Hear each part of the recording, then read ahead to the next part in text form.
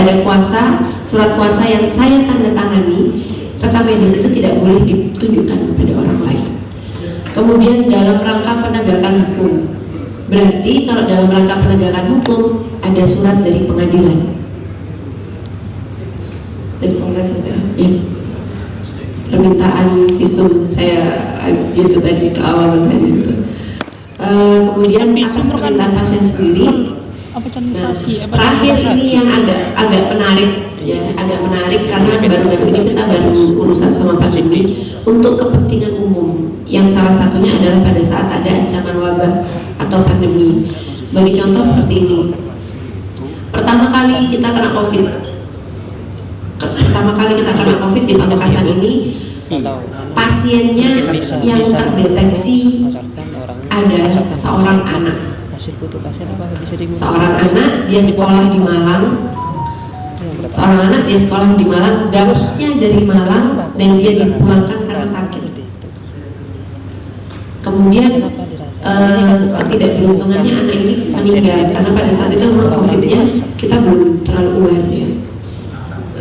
Teman-teman juga belum terlalu aware. Akhirnya anak ini meninggal, otomatis beritanya belum. Langsung kita zona merah.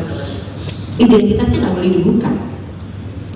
Hanya bilangnya boleh bilang mentok-mentoknya seorang anak usia 13 tahun. Penyebab meninggal COVID. Terus kalaupun ada pertanyaan, kenapa kok cuma COVID, harusnya COVID itu tidak meninggal saat itu ya. Boleh diduga ada komplikasi lain seperti demam berdarah. Oke, next. Hanya kepentingan umum boleh. Untuk kepentingan umum atau apa boleh. Jadi itu tadi dari secara hukum, yang kemudian selanjutnya menurut aspek etika. Jadi sebenarnya pelayanan kedokteran itu ditujukan untuk kesejahteraan bersama. Jadi walaupun privacy, tetapi kalau tujuannya untuk kesejahteraan bersama boleh dibuka, tetapi tidak untuk umum. Ini saya lanjutkan di slide berikutnya. Pembukaan rahasia medis ini dapat dilakukan oleh satu dokter penanggung jawab pelayanan atau DPJP. DPJP, karena saya dokter anestesi, biasanya saya bukan DPJP. DPJP itu biasanya kayak dokter bedah. Misalnya sakit perut karena ususnya terpelintir, DPJP dokter bedah. Sakit ginjal, DPJP-nya dokter spesialis penyakit dalam. Kemudian pasien anak, DPJP-nya dokter spesialis anak. Jadi satu pasien ada satu DPJP utama dan dia bisa melakukan rawat bareng, rawat gabung bersama dengan dokter lain. Sistemnya seperti itu. Kemudian pimpinan Fasienkes apabila DPJP tidak ada, misal ketemu kasus COVID di mana di klinik misalnya, atau perawat yang membuka bidan yang dia melayani pasien ibu hamil, kemudian dia menyediakan tes antigen, seperti itu boleh dibuka. Ketua tim bila perawatan dilakukan oleh tim. Kalau COVID kemarin gampang ya, ketua tim berarti ketua tim Satgas COVID. Anggota tim bila ketua tim tidak ada, kemudian pihak yang berwenang menangani masalah kesehatan misal COVID-19, pihak tersebut adalah dinas kesehatan dan pihak terkait lainnya. Pihak terkait lainnya ini siapa? Saya memang pakai contoh COVID itu karena kita gampang ya. Pada saat COVID-19 ini pihak yang terkait adalah Satgas Kabupaten. Satgas Kabupaten kemudian dia akan terpecah, ada Satgas di RSUD, ada di tim Dinkes. Nah, dinas kesehatan ini membawahi Satgas-Satgas yang lain. Dinas kesehatan ini otomatis dia membawahi Puskesmas, RSUD saya, RSUD Selamat, kemudian RSUD Abnor, seperti itu. Nah, itu boleh tahu. Sehingga apa? Istrinya dokter, nah misalnya istrinya Pak Kadinkes, istrinya Pak Kadinkes ini dokter, siapa ya? Yang intinya anggota keluarga lain yang tidak termasuk tim ini tidak boleh tahu. Lebih-lebih soal COVID. Nah, ini memang sempat lebih-lebih soal pandemi. Ini memang sempat menimbulkan polemik. Kalau kita sembunyikan namanya, sementara orangnya tidak punya awareness untuk menjaga diri supaya tidak berkontak dengan orang lain, dia akan menularkan. Tetapi kita tidak bisa membuka namanya karena kita terikat sama undang-undang. Ya seperti itu. Oke, next. Jadi jelas menurut etika dan hukum rahasia medis pasien dapat dibuka namun tidak dikonsumsi umum. Sekali lagi, rahasia pasien tidak untuk dibuka, dapat dibuka tetapi tidak untuk dikonsumsi umum. Kalau mulai ini saya sebenarnya udah agak deg-degan ini sebenarnya. Jadi kadang-kadang saya melihat pemberitaan di koran itu pasien sudah ada yang nulis inisial, kadang nggak ditulis inisial. Itu sebenarnya amat disayangkan gitu kan. Jadi karena kita akhirnya tergeser, akhirnya kita langsung tahu si ini sakit ini, si ini sakit ini. Kenapa? Itu nggak boleh. Karena itu erat kaitannya. Contoh, si ini punya sakit gangguan jiwa, jadi dia dipasung. Itu kan akhir-akhir ini seperti itu ya. Nama lengkapnya tuh ada, alamatnya ada, fotonya itu ada, cuma diburuk di sini. Ternyata dia punya anaknya perempuan misalnya, kan susah nyari jodohnya gitu. Kalau sampai ketahuan, iya. Nah itulah sebabnya kenapa kita nggak boleh buka. Contoh lain, ya sama, saya di promosi kesehatan, saya mau promosi UGD misalnya, saya mau promosi bidan saya melayani pasien ibu hamil. Sebenarnya kelihatannya itu cuma sederhana, bidan melayani ibu hamil. Kemudian di foto mungkin kelihatan kayak gini, punya gelang yang khas, kelihatan di media, dilihatlah oleh masyarakat Pamekasan. Sederhana kan, dedikasi bidan melayani ibu hamil. Ternyata gelang yang khas ini kelihatan sama orang lain. Loh, ini kan gelangnya si A misalnya. Loh, setahu dia lo nggak punya suami, kok bisa dia hamil? Panjang urusannya. Itu gitu. Jadi itu sebabnya walaupun saya mempromosikan rumah sakit, yang namanya pasien harus dibunuh. Kalau enggak, saya harus minta persetujuan tertulis bahwa bolehkah saya ambil video, bolehkah saya ambil foto, bolehkah saya tayangkan di media. Kalau dia bilang enggak boleh, selesai, enggak boleh. Ya. Oke, selanjutnya next. Ya, dalam keadaan tertentu dapat dibuka sebatas inisial nama, jenis kelamin, status kesehatan singkat, kemudian usia dan kronologi, terbatas hanya yang relevan dengan penularan. Kalau pandemi ya, misalnya penjabaran lokasi potensi penularan dengan maksud menjadi kewaspadaan publik dan penelusuran kontak. Itu aja yang relevan. Jadi misalnya dia gini kayak itu tadi, anak datang dari Malang ini zona merah, datang ke sini dengan dipulangkan oleh sekolahnya karena sakit, selesai.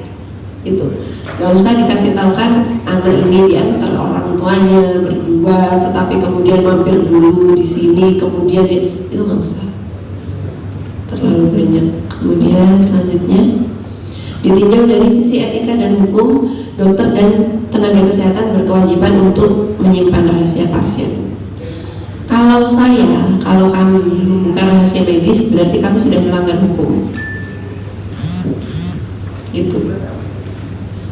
Jadi misalnya dia bilang, Bu, kadang-kadang saya memang ada yang bilang, Bu, tapi ini demi kepentingan masyarakat. Ya maaf, memang undang-undang kita ini kan kadang-kadang ada yang saling bertabrakan, itu wajar, di semua negara juga begitu. Tapi ya sudah, kita alihkan ke kebijakan masing-masing. Dan kalau saya membocorkan, maka saya akan dikenakan sanksi etik, sanksi disiplin, dan sanksi hukum. Sanksi hukumnya biasanya berasal dari pasien. Pasien yang merasa dirugikan, dia bisa menuntut kita. Oke, next. Ini sudah kayaknya. Nah, pembukaan rahasia medis harus dilaksanakan oleh petugas medis yang berwenang dan dibuka pada instansi atau orang yang berwenang pula. Tidak boleh disebarluaskan untuk konsumsi masyarakat, tidak boleh. Jadi kalau misalnya kami ada masalah gitu di pelayanan kesehatan, maka biasanya kami akan mengundang pihak-pihak terkait siapapun yang ditunjuk dilakukan pembacaan kronologis, dibuka semuanya, tetapi apa yang ada di dalam situ tidak boleh keluar, tidak boleh keluar dari ruangan, tidak boleh diceritakan, tidak boleh dicurhatkan tuh nggak boleh. Terus pada dasarnya rahasia medis itu adalah manifestasi bentuk kepercayaan pasien terhadap dokter yang berasaskan prinsip etika confidentiality dan privacy. Oke, next. Nah, faktanya sebenarnya nggak usah wartawan sih yang membocorkan ya. Seringkali data pasien satu sama lainnya terbuka kerahasiaannya, baik sengaja maupun tidak sengaja. Misal saat pasien diperiksa, kemudian riwayat kesehatan pasien yang diungkapkan oleh dokter maupun tenaga kesehatan yang mendampingi, terus terdengar oleh pasien lain atau keluarga yang tidak berhak tahu, atau saat sama-sama menunggu giliran untuk pemeriksaan dokter karena tempatnya yang sangat berdekatan. Oke, next. Nah, sekarang kita ada di platform, banyak sekali orang membuka konsultasi lewat media sosial. Misalnya banyak dokter dia bikin IG gitu. Terus gimana kalau yang seperti itu? Atau prinsipnya kayak Halodoc misalnya membuka konsultasi singkat. Nah, sebenarnya tetap saja walaupun ini di media sosial, kita tetap harus sesuai dengan kebenaran ilmiah, etika umum, profesi serta perundang-undangan. Dan para dokter ini atau tenaga kesehatan lain diharapkan memisahkan antara platform pribadi dengan profesional. Jadi sebagai contoh saya punya platform IG pribadi saya ada, IG PKRS tersendiri. IG pribadi ya pribadi, saya nggak beropini tentang kesehatan, tapi kalau untuk pelayanan pemberian informasi pada masyarakat saya pakai platform rumah sakit. Sosial media harus diingat tempatnya itu bukan untuk ngobatin. Jadi kalau kita lagi sakit perut langsung ke rumah sakit, bukan konsum dulu ke sosmed. Saya harap dikembalikan gitu ya ke ranahnya. Oh, si dokter ini kayaknya punya sosmed, udahlah aku konsul aja media. Jangan gitu ya. Jadi sosial media merupakan media promotif dan preventif, bukan konsultasi. Kalau ingin konsul, diharapkan kita ini sebagai pasien konsulnya lewat Japri, jangan di message yang jangan di komen yang bisa semuanya tahu gitu ya. Kemudian tidak mengekspos hal yang dilarang seperti privasi pasien. Terus ini publikasi temuan yang belum resmi dan merendahkan tenaga kesehatan lain. Saya garis bawah publikasi temuan yang belum resmi itu misal kasus vaksin COVID ini kan banyak pro dan kontra. Vaksin ini kayaknya enak, vaksin ini nggak enak, vaksin ini kayaknya dimasukin sesuatu, vaksin ini enggak. Itu sebenarnya dari kalangan kedokteran sendiri banyak pro dan kontranya gitu ya. Jadi kalau belum resmi, belum fix dikasih tahu sama guru kita, ini keterangan resmi seperti ini, kita dilarang beropini, kita nggak boleh ngomong gitu. Next, ini teman-teman sudah tahu lah, saya yakin di Google banyak gitu ya. Etika jurnalisme kesehatan. Next aja, tidak menarik. Langsung mas, storytelling yang terakhir aja. Ini aja sebenarnya, saya cuma mau yang terakhir. Next, oke. Oh belum ya. Yang ini saya bikin jadi slide terakhir. Jadi saya menyadari dalam dunia medis ini banyak sekali keterbatasan yang bisa kami sampaikan, dan kadang-kadang itu ngeselin mungkin bagi teman-teman wartawan. Kalau misalnya, soalnya jangan teman wartawan, keluarga aja kesel sama kita. Kalau misalnya, maaf Pak, nggak boleh dipublish, nggak boleh difoto. Kalau sudah terlanjur difoto gimana? Saya pinjem ya foto kameranya, saya hapus. Terpaksa begitu. Karena memang kita melindungi hak pasien. Bagaimana kalau pasiennya nggak sadar? Ya tunggu sampai dia sadar, dan dia menandatangani surat kuasa bahwa saya dibolehkan difoto. Ya itu close berarti.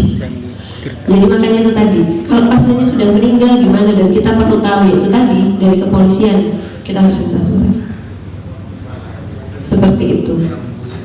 Jadi dalam kode ada etik jurnalistik, ada asas keberimbangan apabila menyangkut masalah dengan pihak lain. Dan pers semestinya tidak melakukan penghakiman sepihak. Jadi saya minta di kesempatan ini, kalau misalnya ada apapun gitu ya, pemberitaan tentang, kalau dalam hal ini layanan rumah sakit, tolong diklarifikasi ke kita dulu sebelum ditulis. Gitu aja. Terima kasih banyak atas kesempatan hari ini. Wabillahi taufiq wal hidayah. Wassalamualaikum warahmatullahi wabarakatuh.